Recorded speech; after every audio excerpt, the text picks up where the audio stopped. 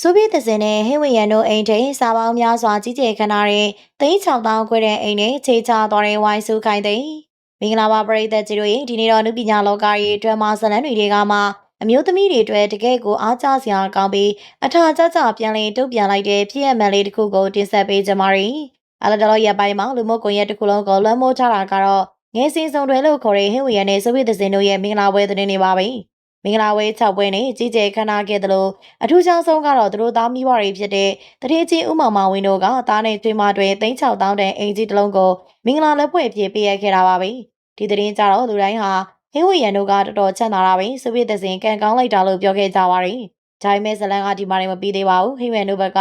မိဘပိုင်ဆိုင်မှုနဲ့ရှိန်ဝါကိုပြသနေချိန်မှာတစ်တစ်လေးနဲ့အတန်တိတ်ချလိုက်သူကတော့အချင်းဟောင်းဝိုင်းစုခိုင်သိမ်းပါပဲပရိသတ်တွေမှတ်မိကြအောင်ပါတစ်ချိန်တုန်းကဟင်းဝေရန်နဲ့ဝိုင်းစုခိုင်သိမ်းတို့ဟာခိုးပြင်းတဲ့အထိချစ်ခဲ့ကြဘူးလေဆုံးတွေပါဒါပေမဲ့ဟိုရဲ့မိဘတွေဘက်ကသဘောမတူလက်မခံခဲ့တာကြောင့်တင်းအကျက်ခွဲခံရပြီးတော့လမ်းဝဲခဲ့ရပါတယ်။အချိန်တော့မိန်းကလေးဖြစ်တဲ့ဝိုင်းစုခိုင်သိန်းခမများမှာဝေဖန်မှုတွေရှေ့ရမှုတွေကိုတယောက်တည်းရင်ဆိုင်ခဲ့ရရှာတာပါ။အခုတော့အချိန်တွေကသက်သေပြလိုက်ပါပြီ။ဟိုရန်ကမိဘတွေဝယ်ပေးတဲ့36,000နဲ့အင်ဂျီနဲ့ကျောင်းဝါနေချိန်မှာဝိုင်းစုခိုင်သိန်းကတော့သူမရဲ့ကိုပိုင်ချွေးနှင်းစာကိုပိုင်နုပညာကျေးတွေနဲ့စုဆောင်းထားတဲ့ငွေကြေးနဲ့တန်မိုးအပြင်36,000ခွဲ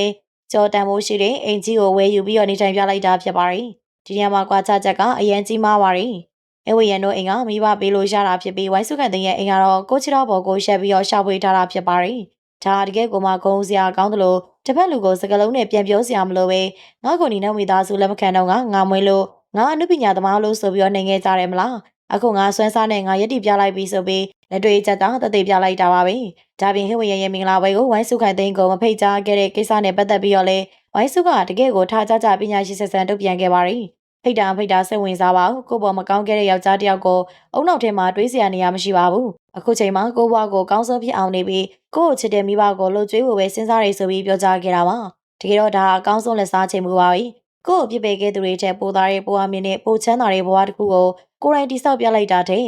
ကောင်းတဲ့လက်တော့ပြန်ခြင်းမရှိပါဘူးအခုဆိုပိုင်းစုကတဲ့ရဟိဝရန်တို့ဇနီးမောင်နှံထက်တောင်ပို့ပြီးတော့တန်မိုးကြီးတဲ့အင်ဂီယာကိုပိုင်ဆိုင်ထားပြီးဘဝကိုလွတ်လပ်ပေါ်ပါစွာဖြတ်သန်းနေပြီဖြစ်ပါတယ်ကဲပရိသတ်ကြီးမိဘပေးတဲ့အိမ်နဲ့ရသူနဲ့ကိုယ်တိုင်ရှာတဲ့အိမ်နဲ့နေနိုင်သူဘသူကိုပို့ပြီးတော့လေးစားအားကြမိလေဝိုင်းစုကန်တဲ့ရဲ့ဒီလိုထားကြချေမိုးလိုက်တဲ့ပုံစံလေးကိုရောသဘောကျရဲ့လားပရိသတ်ကြီးရဲ့မြင်လေးကိုလည်းကွန်မန့်မှာဝင်ရောက်ဆွေးနွေးပေးခဲ့ပါအောင်ရှင်မိန်းကလေးတယောက်ကအတိတ်ကဖြစ်ရက်တွေကြောင့်မလို့ကြာရှုံးနေမယ်ဆိုရင်တော့ဘယ်တော့မှကိုယ့်ရဲ့ရည်မှန်းချက်တရားပြည့်မြောက်လာမှာမဟုတ်ပါဘူးဘလို့အခြေအနေမျိုးမှာပဲဖြစ်ဖြစ်ကိုဘွားကိုအကောင်းဆုံးရက်တည်ပြီးတော့အကောင်းဆုံးချေမိုးပြနိုင်ခြင်းဟာသာအကောင်းဆုံးလက်စားချေခြင်းပဲဖြစ်ပါရဲ့ရှင်ဒါကြောင့်အတိတ်ကအတိတ်ပဲဖြစ်ပြီးတော့အနာဂတ်ကိုသာအကောင်းဆုံးဖြစ်အောင်ပေါ်ပေါ်ကြဖို့အတွက်ပြောကြားရင်းနဲ့ဒီနေ့ရဲ့အစီအစဉ်လေးကနေပြီးတော့နှုတ်ဆက်လိုက်ပါရရှင်